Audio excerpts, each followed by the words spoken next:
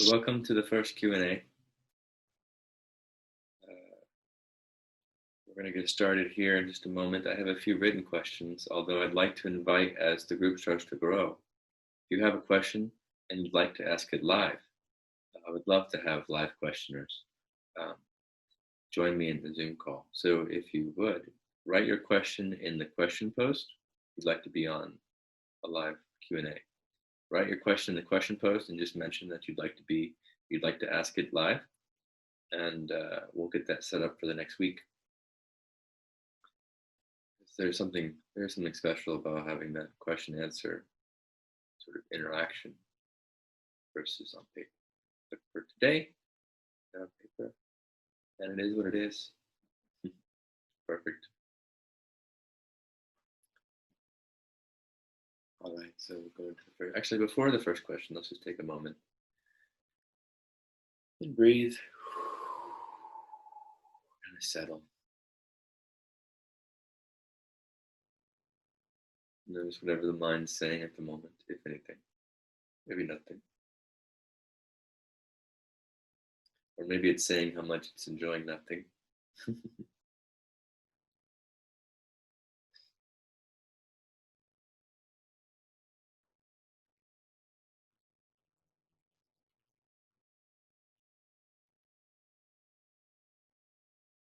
All right, so to our first question. The topic is socializing.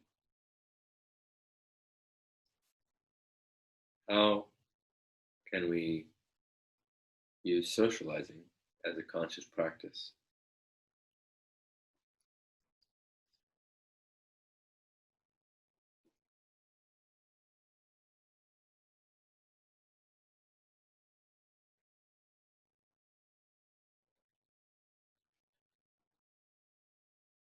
A lot of things can come up within socializing.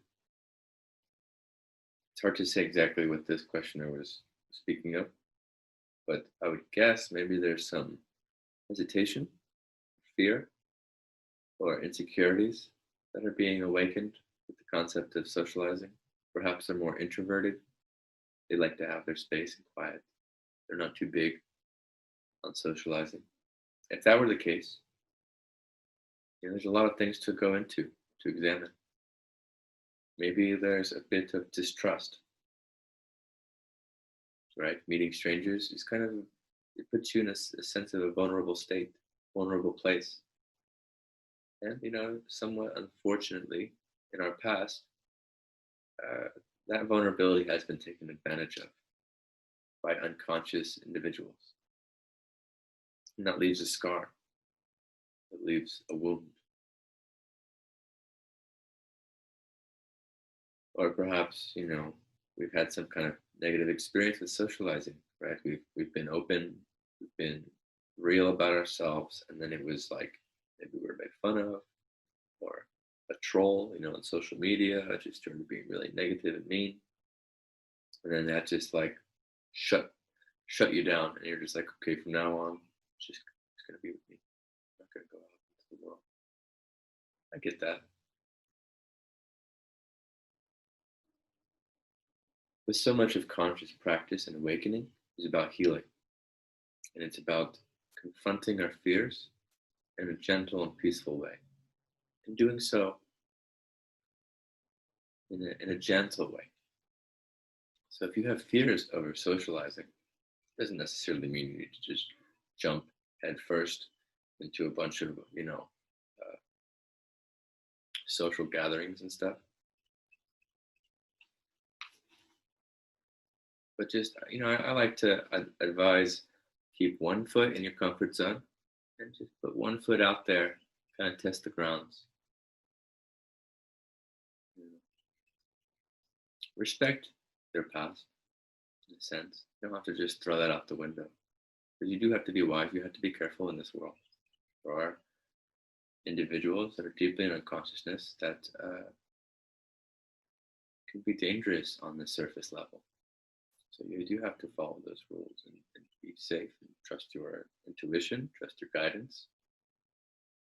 But there is a fine line between intuition and paranoia. That's the whole subject in and of itself.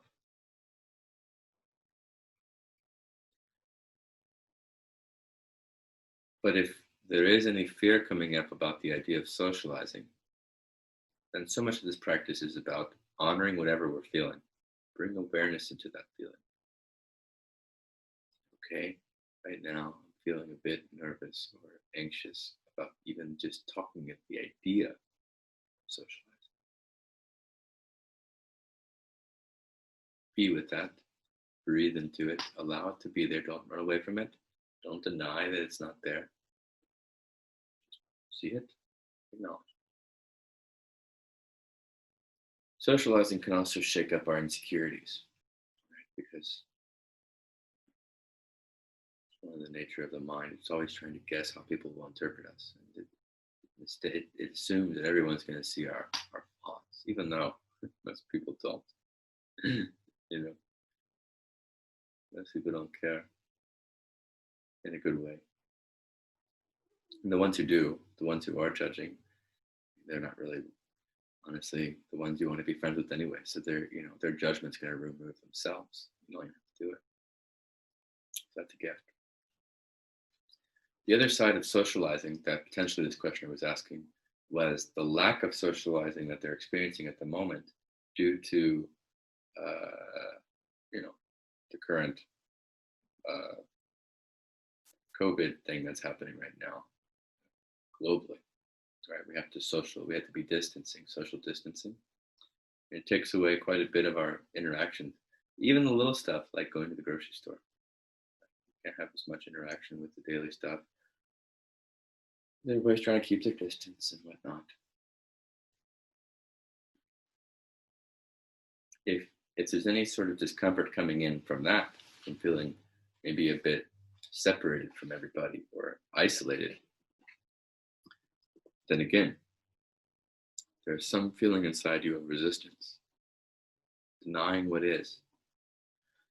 There's some part of you that's saying this is unacceptable. This pandemic and the causes of it, whether it's toilet paper running out, or it's people not following the simple rules for everybody's safety, being careful, masks and all that jazz. Whatever it looks like. If you're resisting that it's happening, if you're resisting what it is, you're telling the world it should be different than the way it is, then you're experiencing suffering. You're experiencing resistance. And that's most important to acknowledge before trying to help bring awareness to a problem or fix anything. You need to acknowledge this inner part first. Because if you change anything with this inner state of no lasting change will occur. The most powerful change first comes from change within ourselves. So first you accept what is, you forgive. Then from that peace, maybe you'll still feel led to say something, to post something, to call somebody out. But it will be from a loving, gentle, peaceful place, not anger, personalness, resistance, suffering. But with socializing, it is a bit of a challenge with our current situation. And although social media is kind of a beautiful potential for that, I've actually been organizing a Zoom friends call, chatting with friends where we get together and we just have group talks in chat with all my Facebook friends. And I welcome you to do the same thing if you're up for organizing that. And just as much as we're going to have our reflections, Zoom reflections here in this group, same concept, basically a bit of socializing in a more personal way than just posting and commenting, but really like seeing each other's physical forms in a video and talking. It's really nice to be seen and to be heard, especially from people that we can trust are in a practice of non-judgment and of unconditional love. So we have been given quite a few beautiful tools for socializing as far as on the outside, social media and things. Just got to work with what we have and where we're at and where we get challenged. I could go on quite a bit about this, but let's leave it there for now. We have 2 more questions.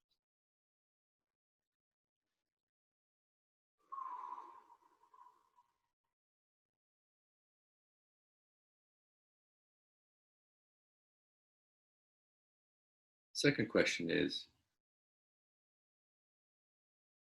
how to not judge myself. How do I not, how do I stop judging myself? And I know from this questioner, I know this one quite a bit, and they're referring to judging when they lose their practice because they have a little bit of a perfectionism pattern instilled within them. So when they catch, like let's say, they're practicing um, letting go of self-image, right? Playing this game of trying to be cool or look a certain way or act a certain way that's not really genuinely who they feel they are. They're playing a game or a role. And then they catch themselves in it and they go, oh, how could I? I'm supposed to be in my spiritual practice and being in enlightenment. And here I am losing it over something so trivial and on and on and on. Well, that's where you want to catch. That's where you want to bring more awareness to. First, you made a success by catching the fact that you slipped from where your attention of your practice was. That's a tremendous success in and of itself. But where you lose the success is right after catching it, the mind comes right back in and it labels your catch. It judges your catch by saying, oh, this is unacceptable. You're supposed to be more advanced than this. You're supposed to be different. You're supposed to be better. Expectation, judgment. That is not that is conditional love. That is not unconditional love. Unconditional love says, oh, okay, I see that. Whoops, I slipped. All right, well, now I'm back. And done. All is good. All is forgiven. All is loved, especially within yourself. So a very powerful point here to be reminded of continuously. As you know, I will be sharing a weekly practice for you to apply whatever that practice is. If your intention is to try to really to do it, to complete it, to be accurate about it, be on the watch out for that judgment that sneaks in on that second layer, and it says every time you mess up or you slip, it goes, oh, you're supposed to be more advanced than this, whatever it has to say. Notice it, bring awareness to that, and then step out of that one. So it's like you catch the first one, and that catching it immediately allows you to step out of it.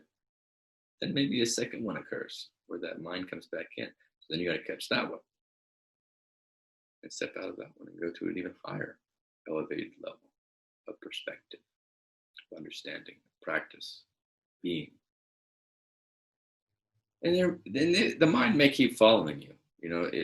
You catch it here, and you get it here, and you see it, but then it comes back in, and then you catch it there, and you see it, and you step up one step lower, and the mind just keeps following. It just keeps wanting. It's like wants to cling on. And so you catch it here, and then it comments again, and it says judgmental things about you, and then you catch that again, and then you step up again. That however many times this latter thing occurs is however many times it needs to. Don't judge that either. Observe. Observational awareness, non-judgmental awareness, just pure alert attention to what is. Just as you would look at the beautiful tree without any labels. Look at yourself. Look at your mind, at your areas for improvement. Same way. It's beautiful. And the more you see it, the more you can rewire yourself to seeing the beauty. The more you see opportunity rather than fault. When you catch something and go, oh, there's that sniggy little resistance pattern again. If you've been reminding yourself of non-judgment, the second and third layers and such, then you start to see it as, oh, here's an opportunity for evolving, for growth, for progress. Not, oh, geez, I'm messing up. Oh, falling down. No. This is an opportunity to deepen, to grow, to expand. Easier said than done. But just keep doing your best.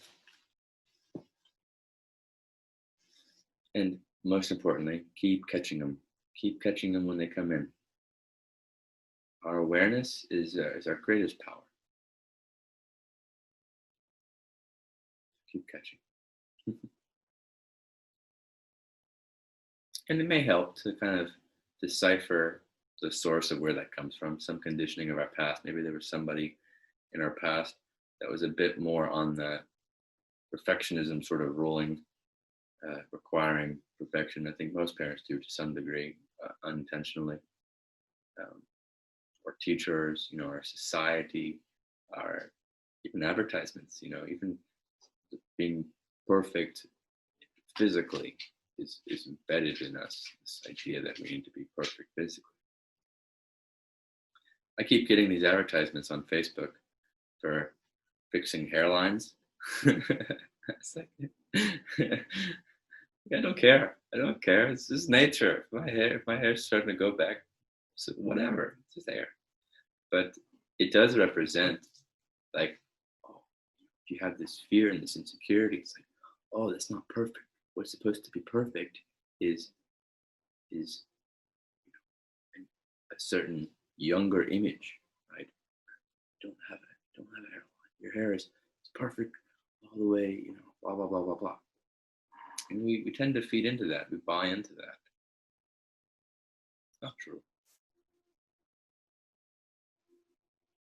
But we have to catch where we buy into it before we can truly, deeply, honestly say that I see through it. I see that as illusion. Not seeing it conceptually, but really knowing and feeling it to the point where it doesn't sting you at all. For whatever reason, for males, the hairline thing is a big deal. For women, I think it's like wrinkles. You got like ladies really get triggered by wrinkles, aging.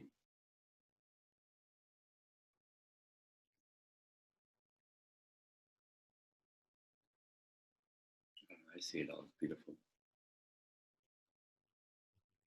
And if I'm lucky to age, then I will gratefully enjoy the aging.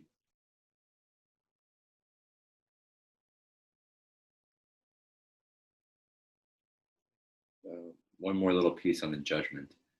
When you catch yourself judging, know that that judgment is not a reflection of you, whether you're judging others or you're judging yourself. It is not a reflection of you. It is a reflection of your conditioning. I'm going to be saying this over and over and over again for the rest of my life because it is so important. It is not you. It is simply the byproduct of repetition from when you were born to this moment. All the stimulus of all the people you were ever around, all the movies and TV shows you watched, the commercials, the advertisements, the philosophies, the religions, the immensity of the complexity of how conditioning is created. The whole nature versus nurture debate and stuff too included. It's so expansively complex and beautiful. And it's a bit of an art, a beautiful art in my opinion. But it's not you. It is not you. So when you hear those judgments, it's very important to recognize, okay, there's the judgment. This is not me.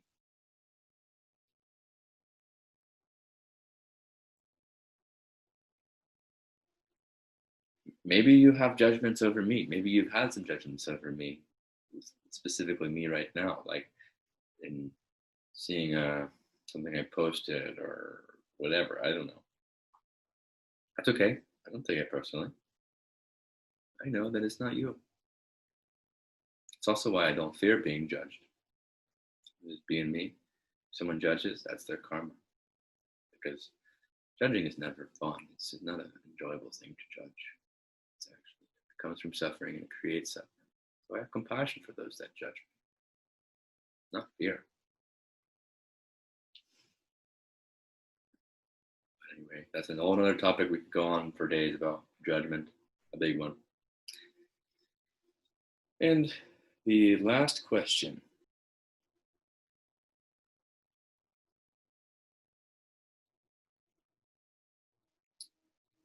a bit more of a subject, but it says taking time be to be after a busy day. Maybe how to take time or when to take time for being.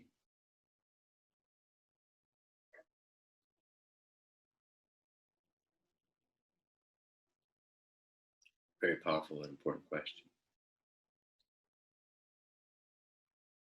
On one level, it's certainly always good to recognize when you're starting to feel depleted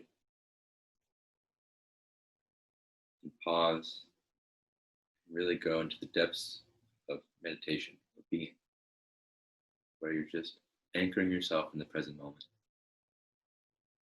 Again, listening to the sounds around you, the smells, the five senses, feeling, feeling of the clothes on your body, the feeling of what it feels like to be sitting in your chair or standing, wherever you are in your physical body and in physical location. Noticing the temperature of the room, smell of the room. Really just anchoring yourself in the senses of the present moment. Eckhart calls it coming to your senses, which is poetic. But very important to do, yes, especially when you're busy. And a lot of times we have jobs that require a ton of mental energy, physical energy. So by the time we're done with the day, we're exhausted. Resting is also perfectly good. It is important to rest. Rest the body, rest the mind, sleep.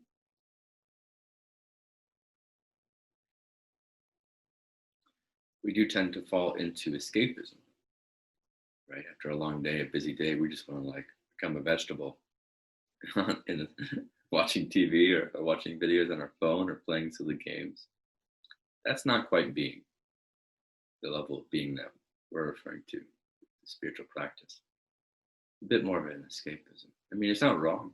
You can enjoy it a lot of things can be enjoyed in moderation. But when it becomes your go-to for relaxation, it's not the deepest form of relaxation.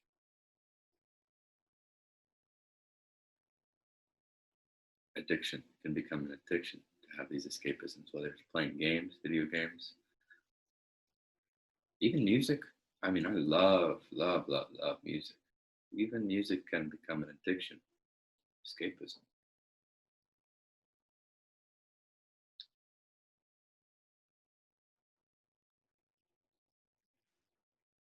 Although art is in and of itself a form of being, creating, being creative is a beautiful form of being.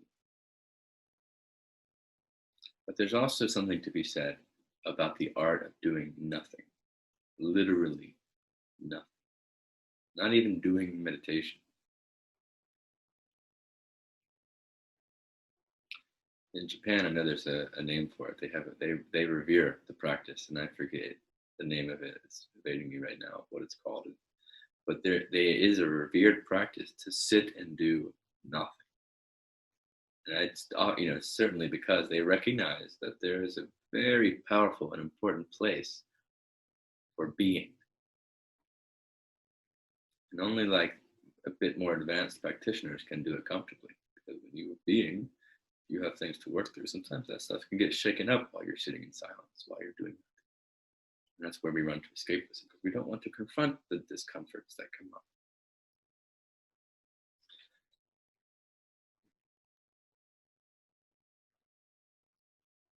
But incredibly powerful practice. And another way I like putting it is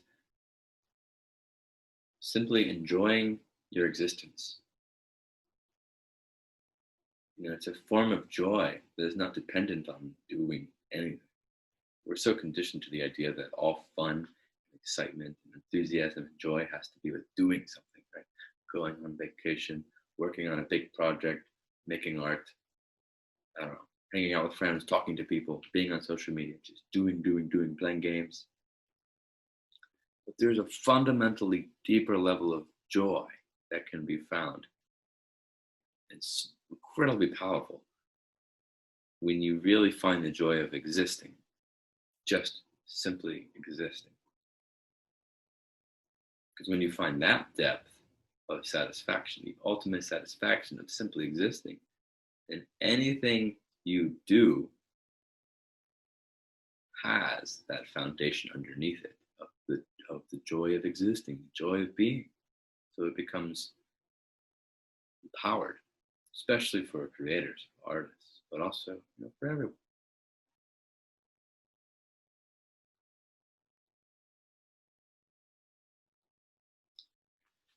Yeah, the comment that it says taking time to be after a busy day also reminds me of a quote, and I forget who said it, but the quote is, when you think you don't have any time to meditate, it's the time you need it most. And the same for being, right? If you think you're too busy to do nothing, to just be, then you need it most.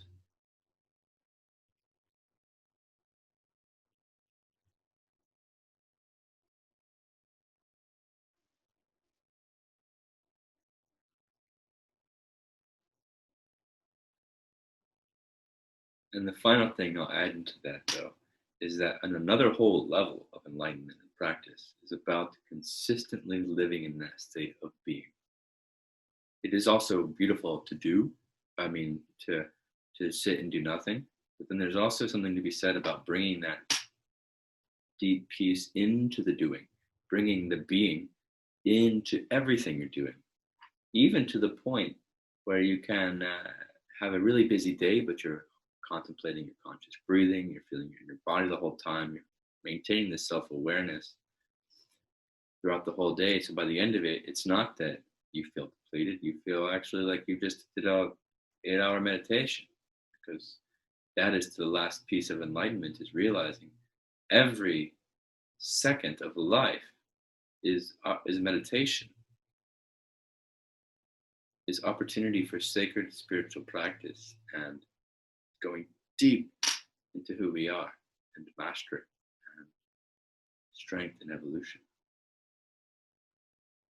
As I realized back when I used to work in a pizza restaurant, I realized there was this difference. I had this idea that like I would be working on my spiritual things when I was at home, but when I was at work, it was work, and when home was home, and spiritual was spiritual.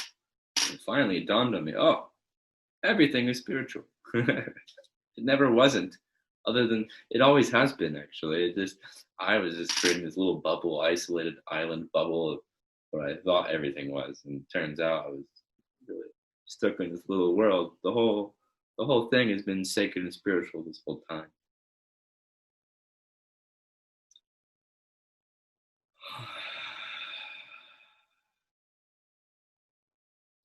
What defines sacred is present moment. Present moment makes everything sacred.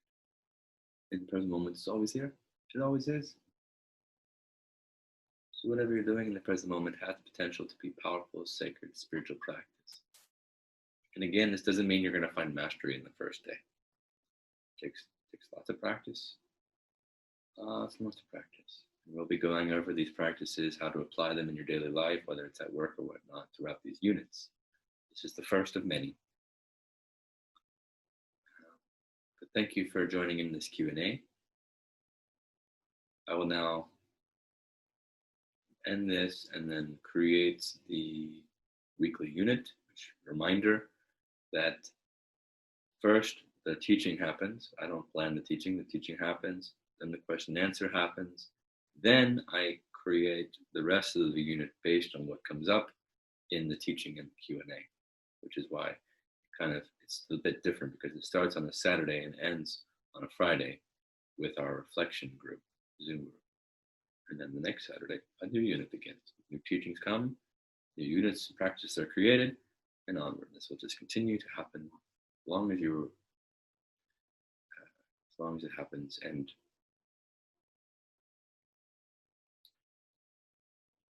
And again, reminder: don't stress as we continue. We're going to be, it might feel like we're moving a bit fast, and you don't need to feel like you have to keep up. Just move at your own pace. There's going to be a whole lot to soak in.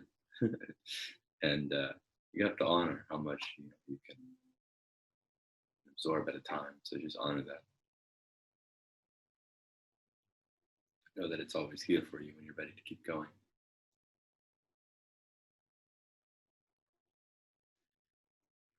Oh, thank you.